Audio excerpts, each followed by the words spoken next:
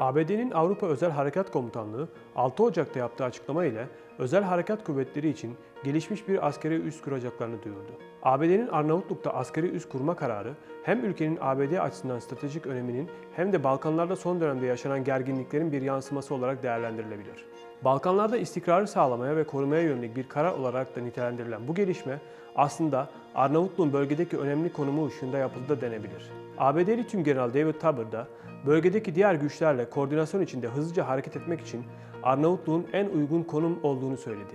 Hiç şüphesiz Arnavutluğun NATO üyeliği, ABD ile Arnavutluğun iyi ilişkilere sahip olması, ülkenin coğrafi konumu ve diğer bölge ülkeleriyle bağlantısı da ABD'nin bu kararında oldukça etkili oldu. Arnavutluk Başbakanı Edi Rama, ABD'nin bu kararını harika bir haber olarak nitelendirdi.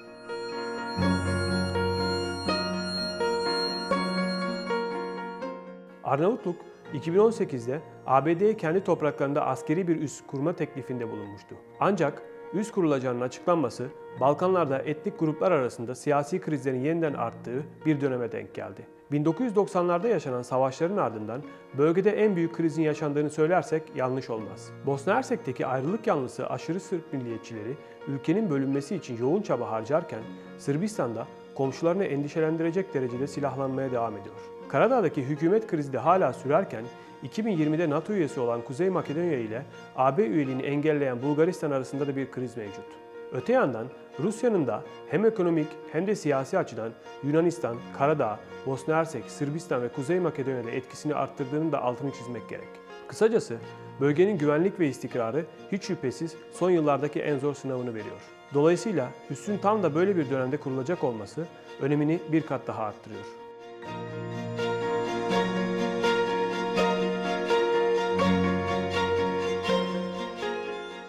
Uzun yıllar katı bir komünist rejimle yönetilen Arnavutluk, Soğuk Savaş yıllarında deyim yerindeyse tecrit edilmiş bir ülkeydi. İkinci Dünya Savaşı'ndan sonra komünist lider Enver Hoca tarafından yönetilen Arnavutluk, 1992'de demokratik sisteme geçiş yaptı. Arnavutluk, komünizmin yıkılışından sonra ise oldukça sadık ABD ve Batı yanlısına dönüştü.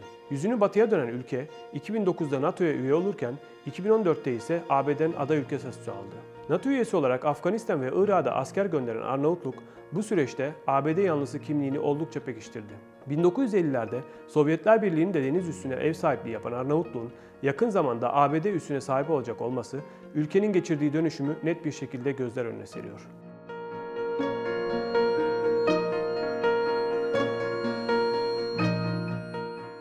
ABD'nin Arnavutluk'ta üs kurma kararının arkasında yatan en önemli sebeplerden biri kesinlikle bölgedeki istikrarsızlık olabilir. Zaten Karadağ, Kosova ve Kuzey Makedonya ile sınır komşusu olan Arnavutluk, diğer eski Yugoslav ülkelerine de ulaşımda zorluk çekmiyor. Arnavutluk, İyon ve Adriyatik denizlerine erişimi açısından da çok stratejik bir konuma sahip. Arnavutluk'taki yeni üs, hiç şüphesiz ABD'nin Balkanlardaki gücünü de arttıracak. Zira bölge ülkelerinden Kosova'da Camp Bondsteel olarak bilinen önemli bir Amerikan üssüne ev sahipliği yapıyor. Kosova'daki Amerikan askerlerinin varlığı, Sırbistan'ın hala kendi toprağı olarak gördüğü Kosova'nın barış içinde kalacağının garantisi olarak görülüyor. Bazı isimler, Bosna Hersek'te de bir Amerikan üssü açılmasının Balkanlarda yeni çatışmaların yaşanmaması açısından caydırıcı olacağını da savunuyor.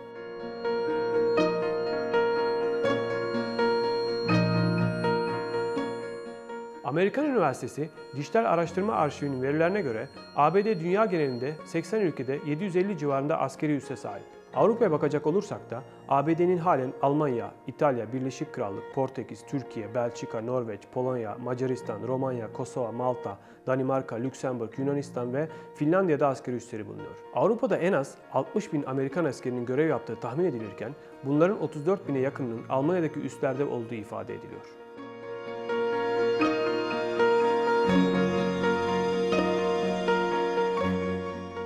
NATO'nun en büyük ordusuna sahip ABD'nin ittifakın en önde gelen kuvveti olarak Avrupa'da yani Rusya sınırında olması kaçınılmaz. Ancak Arnavutluk'ta üs kurma kararına hem bölgesel gelişmeler hem de Rusya'nın Balkanlarda artan etkisi çerçevesinde birlikte bakmak gerek. Hali hazırda devam eden Ukrayna krizinin yakın bir coğrafya olan Balkanlara da sıçraması zaten barut fıçısı olan bölgeyi alevlendirebilir. ABD ile Rusya arasındaki yeni soğuk savaşta Balkanlar ve genel olarak Doğu Avrupa adeta bir satranç tahtası olacaktır. ABD daha önce de Ukrayna'ya konuşlandırmak üzere 8500 askeri alarma geçirdiğini açıklamıştı. Şimdi de Kosova'daki askeri üssün yanında Arnavutluğa üs kuracak olması, ABD'nin Rusya etkisindeki bu bölgede yeniden gücünü arttırmak ve ipleri eline almak istemesinin göstergesi. Bu noktada Arnavut ve Boşnak Müslümanların ABD'ye duyduğu sempati de ABD'nin kendisine koruyucu melek rolü biçmesine neden oluyor.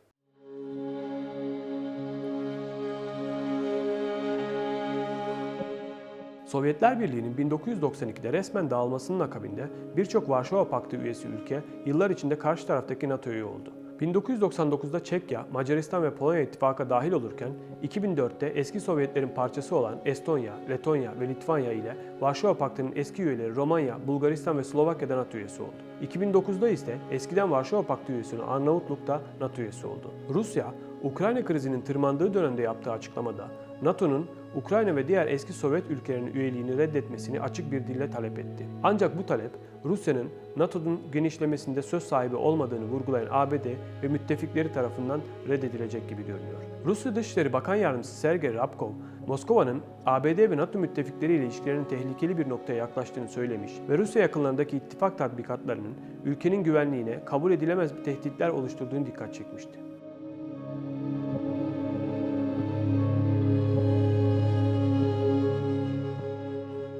Dönemin ABD Başkanı George Bush, 2001'de Kosova'daki ABD üssünü ziyaret ettiği sırada yaptığı açıklamada ABD'nin Balkanlarda geçici olarak faaliyette bulunduğunu, yerel yönetimler tam bir sorumlulukla görevlerini üstlendiklerinde geldikleri gibi gideceklerini ifade etmişti. Ancak ABD, daha önceki tecrübelerden de görüldüğü üzere girdiği yerlerden kolay kolay çıkmadı. Bush'un bu açıklamasının üzerinden 20 yılı aşkın bir zaman geçmiş olsa da ABD hem Kosova'daki askeri varlığını sürdürüyor hem de şimdi Arnavutluk'ta yeni bir üs açmanın planlarını yapıyor. Kosova'nın Sırbistan'dan ayrılıp bağımsız olmasındaki rolü tartışmaz olan ABD, aynı zamanda Bosna'daki savaşı sonlandıran barış görüşmelerine de ev sahipliği yapmış ve birçok tanığın ifade ettiği üzere önemli hususlarda dayatıcı ve hatta tehditkar da olmuştu. Balkanları Rusya'ya karşı önemli bir cephe olarak gören ABD, diplomatik temsilcilikleri üzerinden yaptığı açıklamalarda sık sık iç işlerine müdahalelerde bulunuyor. Öte yandan ABD Dışişleri Bakanlığı'nca her dönem atanan Batı Balkan özel temsilcileri de ABD'nin bölgeye verdiği önemi gösteriyor. Bu özel temsilciler Kosova-Sırbistan meselesinden Bosna'daki seçim yasasına kadar birçok konuyla doğrudan ve yakinen ilgileniyor. Dolayısıyla şunu rahatlıkla söyleyebiliriz ki ABD, Rusya'ya karşı önemli bir cephe olarak gördüğü Balkanlardan ne kısa ne de uzun vadede vazgeçecektir.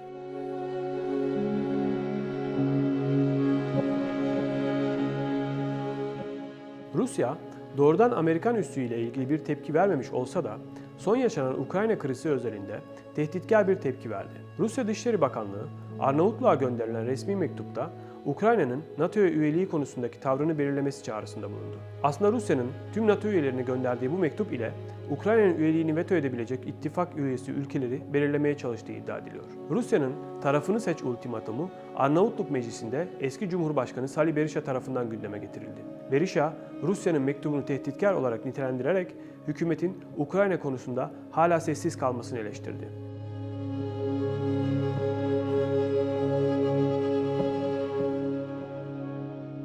Bölgedeki herhangi bir ülkede yaşanacak kriz hiç şüphesiz domino etkisi yaratacaktır. Zira şu anda gündem Bosna Hersek ve yaşadığı kriz olsa da Kosova ile Sırbistan, Kuzey Makedonya ile Bulgaristan arasında da krizler mevcut. Öte yandan Karadağ'daki Rus yanlısı hükümet düşürülürken yeni bir azınlık hükümeti ya da erken seçim tartışmaları da sürüyor. Dolayısıyla Balkanlarda çıkacak küçük bir kıvılcım tüm bölgeyi sarabilecek bir ateşe dönüşebilir. Bu nedenle ABD'nin Kosova ve Arnavutluk'taki üsleri lojistik anlamda oldukça büyük öneme sahip olacak. ABD tıpkı kendisiyle doğrudan ilgili olmayan Ukrayna krizinde olduğu gibi Balkanlardaki olası krizlerde de söz sahibi olmak isteyecek.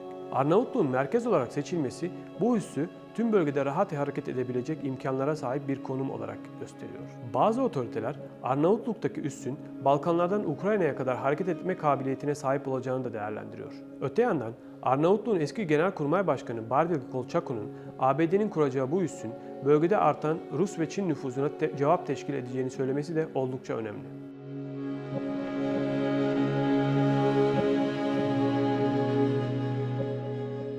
Türkiye'nin özellikle Balkanlarda yaşayan Türk, Arnavut ve Boşnaklarla yani kısacası Müslüman nüfusla oldukça iyi ilişkileri bulunuyor. Bu yakın bağlar farklı etnik grupların yaşadığı bu ülkelerin Türkiye ile ilişkilerine de olumlu yansıyor. Son yıllarda Türkiye'nin Bosna Hersek, Arnavutluk, Kosova ve Kuzey Makedonya'nın yanı sıra Hırvatistan, Karadağ ve Sırbistan'la da ilişkilerini geliştirdiğini görebiliyoruz. Türkiye'nin Balkan politikasının önceliği her zaman bölgede barış ve istikrarın sürdürülmesi yönünde oldu. Türkiye ayrıca hala AB ve NATO üyesi olmayan ülkeleri de destekliyor. Balkan ülkeleriyle ekonomik ilişkilerini de her geçen gün güçlendiren Türkiye, ABD'nin bölgede kuracağı yeni üstten doğrudan rahatsız olmasa da Rusya'nın bölgedeki provokasyonlarını engelleme noktasında etkili bir rol üstlenebilir. Bu noktada en önemli husus Türkiye'nin Balkanlardaki değişimi öngörmesi ve dış politikasını da bu yönde şekillendirmesidir. Türkiye için asıl önemli olan bölgedeki değişimleri öngörerek hem bölge çıkarları hem de kendi çıkarları için refleks gösterebilmesidir. GZT 10-10 serisinde Balkanlara dair önemli konuları konuşmaya devam edeceğiz. Siz de merak ettiklerinizi yorum kısmına ekleyin. Yeni konularımızı beraber belirleyelim. GZT'yi takip etmeyi de unutmayın.